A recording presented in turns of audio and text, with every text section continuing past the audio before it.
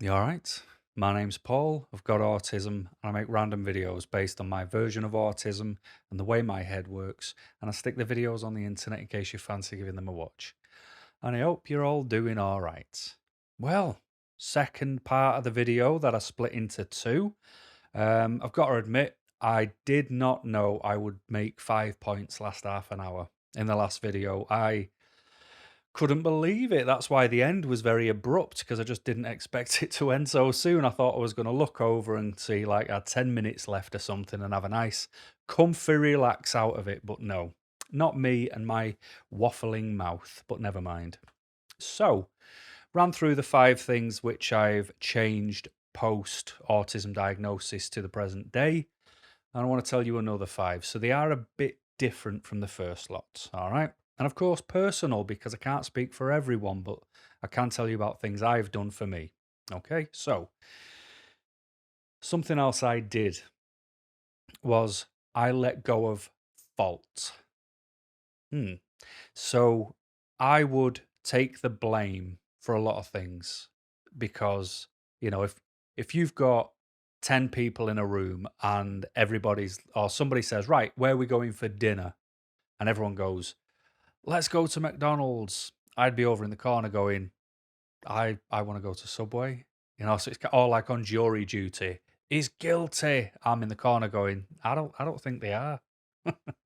So you're always sort of the pariah. It's sort of like, oh, shut up, you. And I used to feel at fault because I was different. I'm different, and I would, like I said, I would take the blame. I even wrote that song wrong, to sort of highlight what it feels like to take the fault and be at fault even for other people who were actually doing the wrong thing. I've even been, to share older stories, I've been in situations where everybody wants to do the wrong thing and I try to be the voice of reason, but then that got me persecuted, you know? But I would always feel bad for not being able to do things that are not within my design, basically. So when people would say, "Are you coming out? Are we doing this? Are we doing that? We're all meeting up. We're going fishing. Are you up for it?" Not really. I'm not really into just sitting on the edge of a bank to try and put a bit of sharp metal through a fish's face. I've just never really felt and they stink. I've just never really fancied that. It's not really for me. But it used to feel bad. I used to feel bad. I used to feel bad, and now I don't. So like I've done a video where I've talked about the fact that I don't have children, but I also told you why I don't have them. I put a lot of thought, time, energy, effort into why I didn't want children because I had to think about it. It wasn't something I just went, nope, never having them. Mm. Because a lot of people do that, and then all of a sudden they get pregnant, and it's like, I thought you were having kids. Yeah, me too.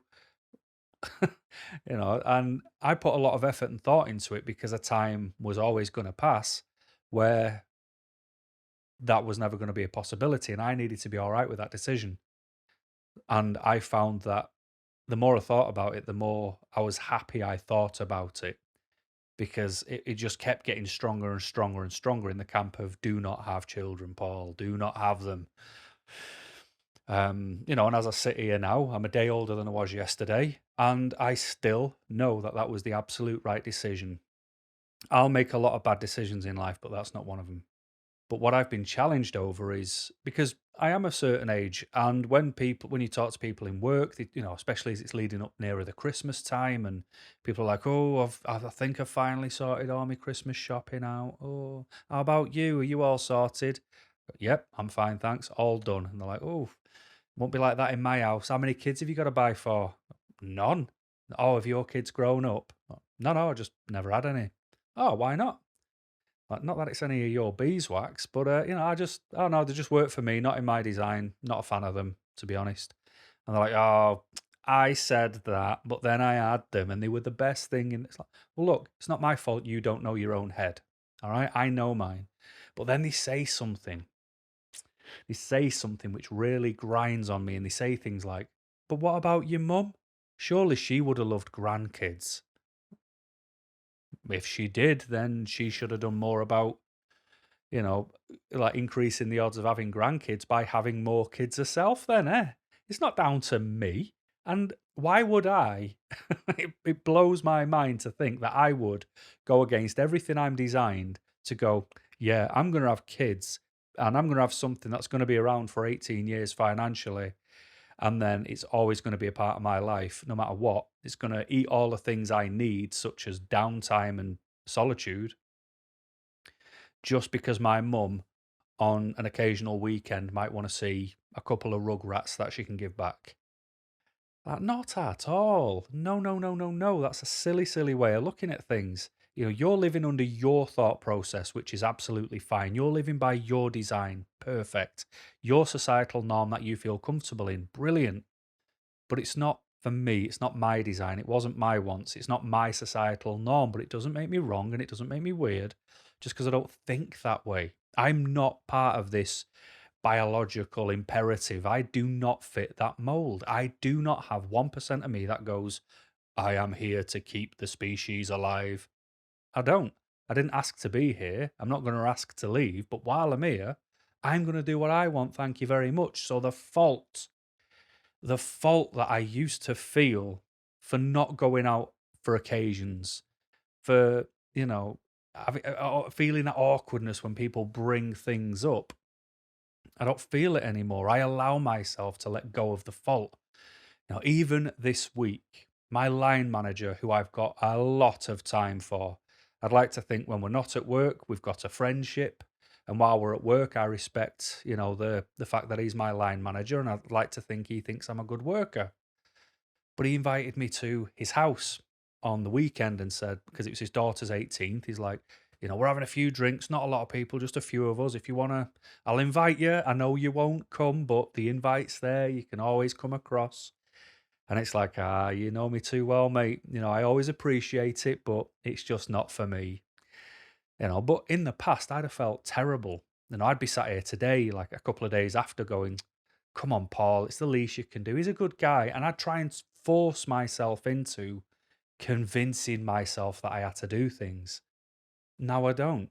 It's like, no, no, because it doesn't matter the event. It doesn't matter the people. It doesn't matter if I like the event, the venue, the person, the people, what we're doing. I'm taking away the time I need, my mandatory time to do my mandatory requirements. And I have to sit my backside in this chair and I have to recharge enough to go back out into that world. And the reason I let go of the fault and the fear of it is because the only reason I need to recharge is because I'm going out into a world that doesn't understand autism. And there's a lot at fault of why people don't understand autism, but it's not, as big as autism is, 1 in 100 people in the UK, there hasn't been 1% of effort put into helping other people understand autism. And I honestly think it's because nobody actually understands it because they turn to non autistic specialists, non autistic researchers, and they do experiments on mice and zebrafish and can't figure out why humans act the way we do. Instead of just talking to autistic adults, but we all know how much that bothers me, so I won't carry on. Something else I did was change employers. That might not seem like a big deal, but it was massive to me because when you look back at my work history, I worked away for a lot of years. I never had a solid job. I always did seasonal work. I would work in Scotland, I'd work on the East Coast, the West Coast, I'd work in the South. And I always knew between March and November I had a job. And then I knew that I had that recharge of sort of December, January, February. I would always save money and then recharge over them 3 months back at my mum's house. And that was really good for me because I never realized back then that that recharge was thoroughly needed. Um, but that might have been with the same company, but I never felt attached to that company. And then when I, did a couple of other little jobs and then ended up doing the career I'm in, I worked for a company for 8 years. Now, I got treated very poorly there. I worked for a particular manager who didn't care. He would just show up when he wanted to, was more bothered about his kids, which I know you should be more bothered about your kids than a workplace, but sort of like he'd just go, "Yeah, I'm gonna go home and see my son." Like, "Oh, okay, never mind the work. I'll just do the rest of it." Um, and that was really strange because it was a company with a lot of family members in. It was a very that nepotism. It was rife in this place. And then when I ended up with a different manager who wasn't related to the family, he had a lot of trouble making the family do their jobs because their dad was the big boss. So I think I ended up being the brunt of all his frustration, even though I was the only other person doing the work, But I was pushed to my breaking point. I was sad. I was low. I was stressed. I was anxious, but I was loyal. I was a bit like the dog that gets kicked and still comes over wagging its tail. I don't know why I stayed where I was, but I did. And it did nothing for my mental health. I felt horrible. Um, Dreaded, absolutely dreaded, and I've still got the hangover of it today, turning my emails on a Monday morning, waiting for the computer to load up because I'm full of anxiety because I'm dreading what emails are there. And he caused that because he on a Sunday would go through his emails and see what work was done, what wasn't done. And he'd just hammer you with a lot of questions about your work and he'd pull you on things that didn't need pulling. So you would turn the computer on and his name would appear like 16 times. And you'd be like, oh no, this is not going to be fun. And it was absolutely horrible, but I remained loyal because I thought that's what you did. I thought you stuck in. I thought you just put your head down, you just gritted your teeth and you just got into it and you did what you did, punches and all. But once I was, bear in mind, it was that job that pushed me to go and see a doctor to say something's always been different about me. I don't know what it is, but if you don't, help me now, I'm going to end up having a fight with my boss. And I didn't want that. I just wanted peace. I just wanted to do my job in peace. But it wasn't possible. And that's where everything came up and came about. And once I was diagnosed with autism, I think that helped for the straw to break the camel's back with where I was working. And that's what allowed me to go, do you know what? I don't need this. I've got to protect me. I've got to look after me. And since the diagnosis, I left that job. I went to another job. I've left that job. I went to another job. I left that job. And now I'm in another job. And, there's that stigma. Oh, you've got to stay in a job for 2 years. I don't care. If I'm not happy, if I'm mistreated, if I'm not spoken to like a decent human being, because let's say you need CPR. It's not like a boss would turn you down because you sweep the floors. Oh, no, no, no. I need someone more senior to revive me. Don't be silly. That's not, and in everyday life, people would never dream of speaking to people how they speak to their employees. Now, I know that. So, work for me today is a simple transaction. You need someone to do a job. I can do that job. I need a salary. I'm expecting to get what you've offered. Let's shake hands. I'll go and do it. But if you want any more out of me, offer me more first. Show me that I'm important to you because I am just a number, but you're also just another letterhead above my payslip. So I change employers now. I don't stick it out. I don't let my mental health get affected, even though I've been off stressed with the last two employers. Don't get me wrong, but that's because I've also let myself feel that way. I've not pretended that I'm not down. I've not pretended that I'm not affected, that I'm not kicked, that I'm not bothered. I have allowed myself to feel affected because once I accept I'm affected, I can do something about it. If you know what I mean. Something else was I gave myself worth because I've always been at the behest of others. I've always wanted everybody else to do great, and I never cared how I did. When I went and worked away, I went and worked away for an old friend, and I just really wanted him to do well. And I did all the horrible night shifts, and I just wanted to know as much as he did so I could do his job as well, but I never wanted his job. But what's different is people can't understand that mindset if you don't share it, especially if you're a person who's going to scramble to the top because you want that paycheck, you want that accolade, you want that status. I never cared. I just wanted my friend to do well. I'm like, I'll be behind the scenes putting together a massive theatre production, but when that curtain goes up, I'll just be stood on the side watching. And when they all get a rapturous applause and taking the bows, getting the roses thrown on stage, I'll just be backstage going, that's good. I'm glad they got that. I helped put that together. That feels nice.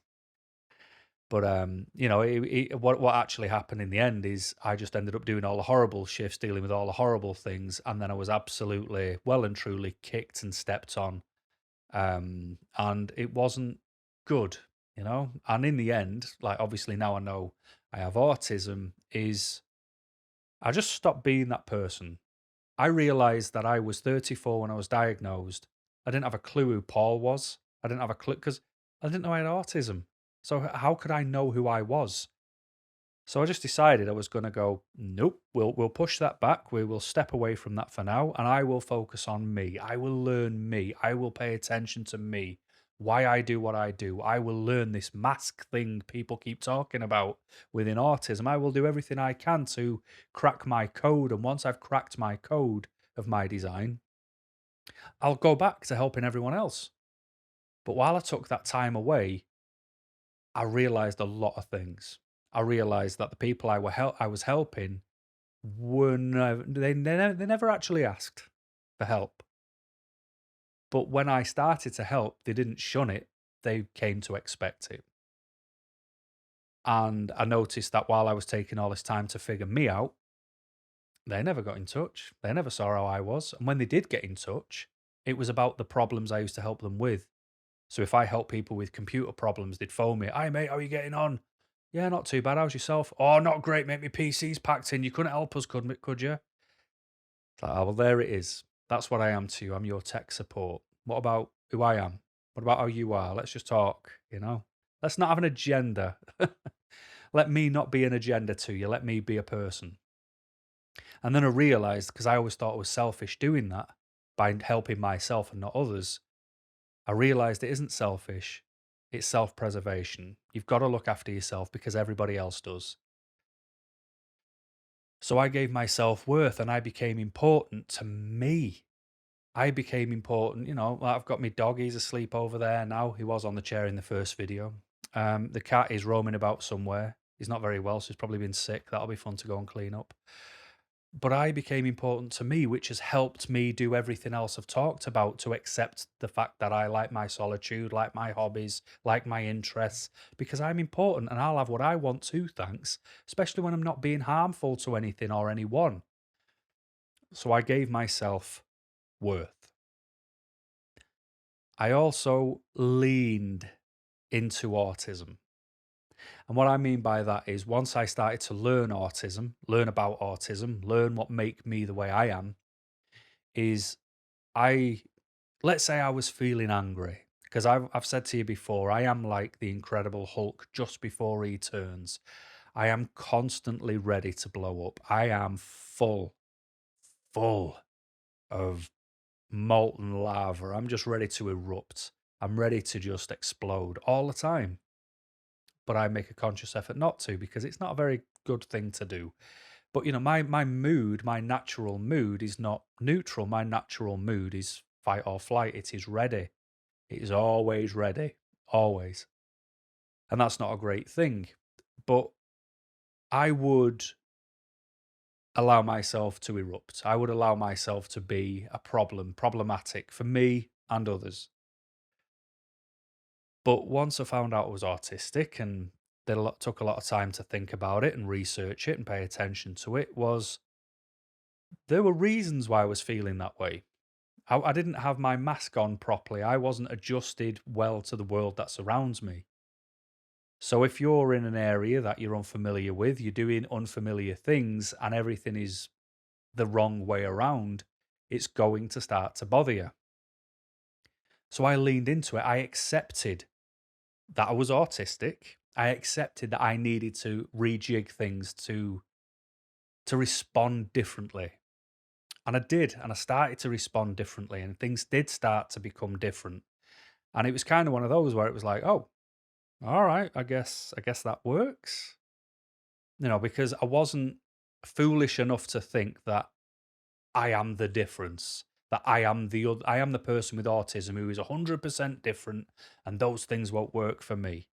No, no, I accepted. I went in submissive. I went with my palms up, and I was saying to myself, "You don't know about this thing. You don't even know who you are. You didn't even know you're autistic, mate. So maybe other people might know a bit more than you." And I leaned out, to other autistic people, read what they wrote, I watched what they said, and some of it was correct. Some of the measures that they said, like people talk about bad relationships where people argue all the time. It's like, don't argue back. It doesn't matter what the other person has said because they're just barbs. It's just things to throw at you. Ignore it. Just walk out of the room, walk out of the house, keep walking. Let everybody calm down, not just yourself. So I do those things mentally for me now because it is difficult to be in a world that is not your design with everybody doing things that aren't what you would do, but you get scrutinized when you do things that you want to do. It can cause temper flare up. But now I've leaned into the autism. I accept that I'm different because of autism, but I love the fact that I'm different. I'm not bothered that I've got autism. That's great. I'll live with it. But it's the fact that I'm different.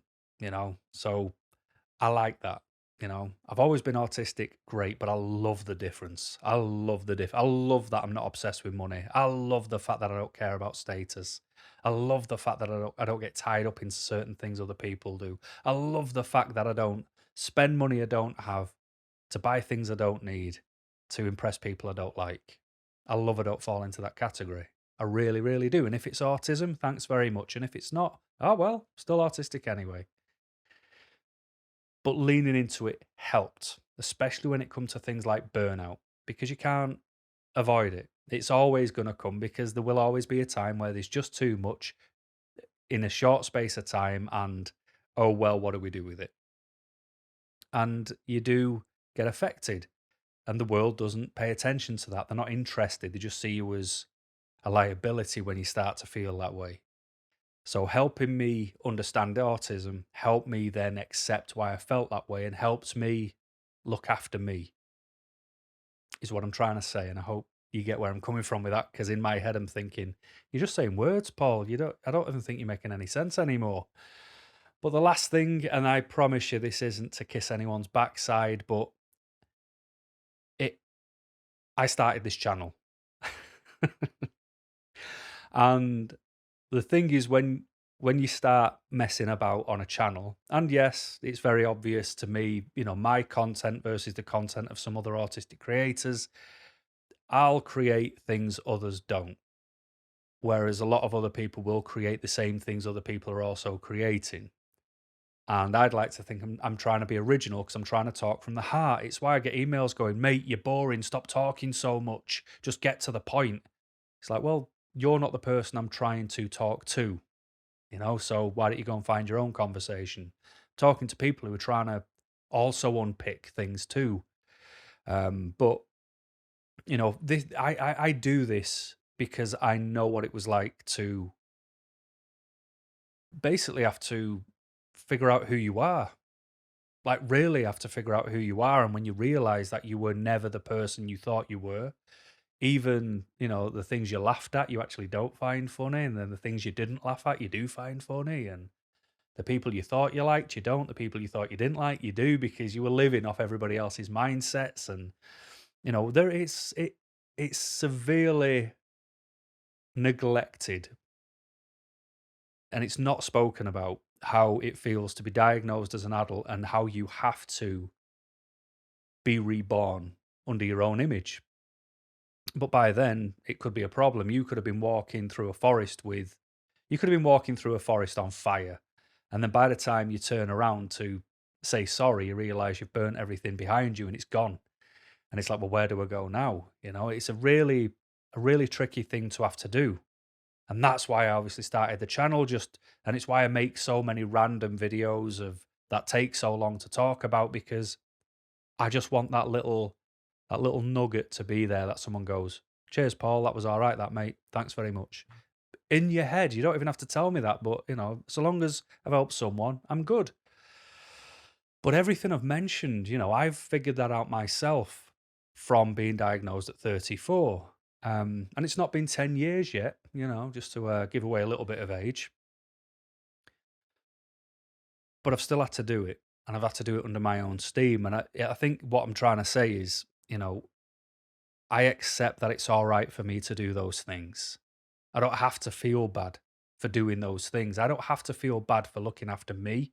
I don't have to feel bad for taking care of me. I don't have to feel bad for doing things the way I'm designed to do them. And I don't have to feel bad because I think other people feel bad. I don't have to do things other people want. All I have to do is what I need. That's it. Nothing else, nothing less, nothing more. That is exactly it. And it's been good for me doing the channel. It's been good for me to talk to a few people. It's been good for me to hear your opinions. It's been good for me to, find a listening ear to my concerns and just allow me to talk, because that's the thing I think I never realized. And that was, I don't get heard. I don't get listened to. I never get to speak about autism. The person I am here, where I never shut up, is because in real life, I don't get to talk about autism for 5 seconds. But you have let me talk. You've let me find my voice. And that has been amazing for me. It's cathartic, it's therapeutic. It allows me to just unload and offload, whether it's the good, the bad, the funny, the serious. It just lets me do it all. It allows me to share autistic thoughts and allows me to, like in the first video, I was showing you my multicolored trainers. Nobody knows about that. But anybody who watches that section will do, because I don't care anymore about what other people think of me because I'm autistic. If it's a problem to somebody else, then it's their problem. I'm not doing anything harmful. I want peace. I want everyone to be happy. I don't understand 99% of the problems people have in the world with each other, especially turning on the news, turning on the radio. Why is the world the way it is, and why do we accept it? Why do we know that there is, corruption in politics, but we just roll with it because it's like, oh well, like people talk about systemic racism. Well, there's systemic corruption too. Why is it all right? I don't know, but I don't get involved because my head doesn't understand things like that. So I know I'm not a bad person. I know I'm not doing bad things. But what I do know is that when I pay attention to everybody else first, my well being comes down a lot. I have to take care of me because it's not selfish, it is self preservation. I will take care of myself. And when I'm fully charged, it allows me to go back out into the world and try and do good. I'm like Superman, but I'll keep my underpants on the inside. So I just wanted to share. I just wanted to share 10 things, even though the last one might not be counted, but it is. It's done a lot for me to find my voice by doing this channel. And I just hope that if you are still on your journey, if your journey hasn't even begun, or if it has and you've got it all cracked and you agree, great. But I never know where I'm going with my videos. I never know the point half the time. I just know there's a topic in my head and I want to get it out. But I wanted these to be deep, advanced. I wanted each point to have something in it which could make sense. So I hope they've made sense. I hope it was worth listening to. I hope that it made sense to cover it over 2 videos. And yeah, jobs are good. And so thanks very much for watching, as always. And until next time, keep smiling.